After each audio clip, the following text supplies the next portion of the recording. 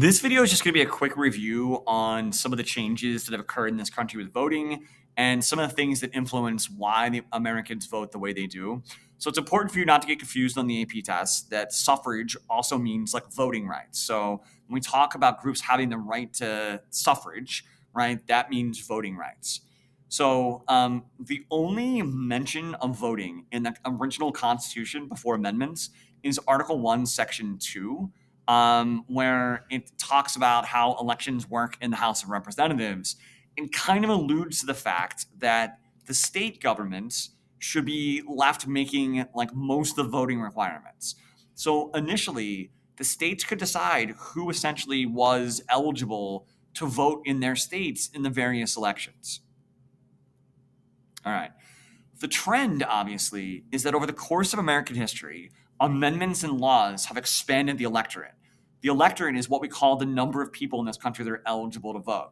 So initially, it's white male property owners. And then gradually, amendments and laws are adopted and passed that basically increase the number of eligible voters. So some of the things we've already talked about 15th Amendment gives African American males the right to vote, the 19th Amendment gives women the right to vote.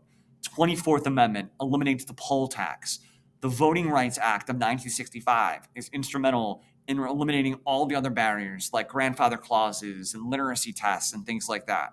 So all of these laws and amendments have the tendency to allow more people to have access to the ballot box. Some amendments we haven't talked about that have also increased the number of eligible voters. It's not until 1961 that the 23rd Amendment gives electoral votes to Washington, D.C. So believe it or not, if you lived in Washington, D.C. all the way up to 1961, you couldn't vote for president, right? Because D.C. didn't have any electoral votes. So this allows the residents of D.C. to at least participate in presidential elections. Residents of D.C. today still don't have any congressional representation. The 26th Amendment is passed in 1971. It reduces the minimum voting age from 21 to 18. So the time period is important. Like Vietnam War is just ending.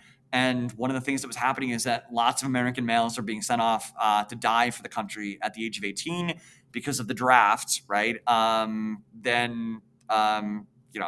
were happening at the time, right? So 18-year-olds were eligible to essentially be drafted, but they couldn't vote until you're 21. Seems to be a disconnect that you're telling somebody that they're mature enough to fight for the country at 18, but they can't vote for a couple years later. So it makes sense that you're going to reduce the voting age to kind of align with the age that qualifies somebody to join like the military. So this clearly allows more younger people the ability to vote. All right. And then look, there's some other laws too, like the 1993 National Voter Registration Act. This one's also known as the Motor Voter Act, just in an attempt to get more people registered to vote. This allows you that if you go to basically take your driver's test and you apply for your driver's license or you renew your driver's license and you're over the age of 18, it'll say like, hey, while you're here, are you a registered voter? If not, would you like to register to vote? So it just gives you easy access to voter registration. Also, if you're applying for food stamps or other government services, you might also be provided with the opportunity to register to vote while you're registering for those services. So again, this is often nicknamed the Motor Voter Act. And then the Help America Voter Act. You might be surprised to know that it's local communities and counties that basically have to provide their own citizens with voting machines. So we're not all voting the same way in this country, right? And this act in 2002 tried to give money from the federal government to more impoverished communities to really modernize and update the way that they were voting. Okay, so why do Americans vote the way they do, and why do they vote at all, or why do they not vote? Okay, so there are sort of 5 models of what we call voting behavior. These are just sort of descriptive words that highlight what individuals might focus on before they cast their actual vote. Okay, so if you are a rational choice voter, the decision that you are making when you vote is what's going to benefit you. You're not necessarily concerned about the country as a whole. You're most concerned about what candidate and what party is going to benefit you the most. If you are a retrospective voter, you are tending to look backwards. What party or candidate has done the best in the recent past? You're looking backwards and you're rewarding a candidate or a party with your vote that has performed the best in the recent past.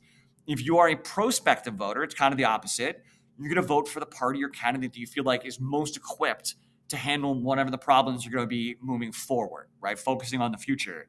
And if you are a party line voter or a straight ticket voter, you are most concerned about your own party. You're just going to literally go down every column that is being elected, every office, and you're going to vote Republican all the way down or Democrat all the way down in a straight ticket, right? So split ticket voting is you would vote like one Democrat, one Republican, one Democrat, one Republican. Straight ticket is you're voting for the same party for every office. Okay. And if we look at US voter turnout, right? It's just some couple acronyms to be aware of. VAP stands for voting age population. This is the number of people in the country old enough to vote. VEP stands for voting eligible population. These are basically those that have actually registered to vote, right? So the first one is like everybody in the country old enough to vote, right? And the second one is you're actually a registered voter, right? So if you look, it's clear that more Americans basically participate in presidential elections than any other type of election. People perceive presidential elections to be the most important, so that gets the highest voter turnouts. If you look at our voter turnout rates compared to other countries, it's relatively middle of the pack or lower, especially when you compare us to other countries like ourselves.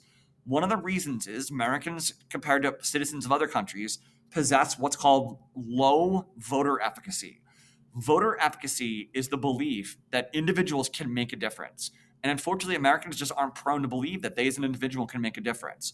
So this probably leads to less people wanting to vote because they feel like I'm just a person. I'm not really going to be able to make much of a difference. Some of these other countries, the citizens have higher degrees of voter efficacy. They basically feel like they have more ability to make an impact, so that encourages them to go vote. All right. And if you look at other factors that influence like voter turnout, you can basically take a look and see how voter turnout basically over the years differs by age. This one shows voter turnout influenced by things like race and ethnicity. This shows how voter turnout is influenced by the level of education that people have. And this one basically shows that there's a direct correlation between how much money your family makes and your willingness to vote, right? So these are all factors that influence voting. And you're welcome to pause any of those slides and go back and actually look, right, at like the factors that influence voter turnout in this country. And if we look just quickly at some modern issues with voting, like for example, states differ on prison voting rights. So some states allow prisoners to vote while in prison, like Vermont and Maine do that. Other states allow you to vote again once you're released from prison. That's like Pennsylvania. Other states like North Carolina, South Carolina, and Georgia, and the other dark blue states, they require you to finish your parole after being released before you get your right to vote back. And some states, like the orange states, like Florida, like it's possible that if you commit certain crimes, you permanently lose your right to vote, or you have to directly petition the state government to receive your right to vote back. So the states are still different, right, on the status of like felon voting within their states. Mail-in voting has been a huge like controversial topic that divides sort of the two parties on whether or not people should be able to like bypass going to polling places on election day and whether or not they should just be able to mail in a vote, right? So if you look at the states that have mail-in voting compared to those that don't, right, you'll see that they're like not everybody's on like the same page, right? Like some states require you to have an excuse, like you're not able to get to the polling place, and others don't require an excuse, right? And if you look, this is a major difference, right, between Democrats and Republicans. Generally, Republicans are more opposed to mail-in voting than Democrats, right? People bring up allegations to make it easier to tamper with votes or voter fraud, those types of things. But this is something that definitely divides the parties today. Or if you look at same-day voter registration, right? Some states in the dark green allow you to basically show up on election day and register to vote. Other states like Pennsylvania don't allow you to do that. Like you have to register maybe 30 to 60 days prior to actual election day. And you could see we disagree on this as well between the parties. What about just automatically registering everybody to vote when you turn 18? You could see how Democrats or Republicans would support that, or allowing people to actually register on election day at the polls, right? You basically see how the parties disagree on that, right? Red being Republicans would support it, blue being Democrat. Voter ID laws, right? This is another sort of a controversial topic. What about, should you have to show ID in order to vote?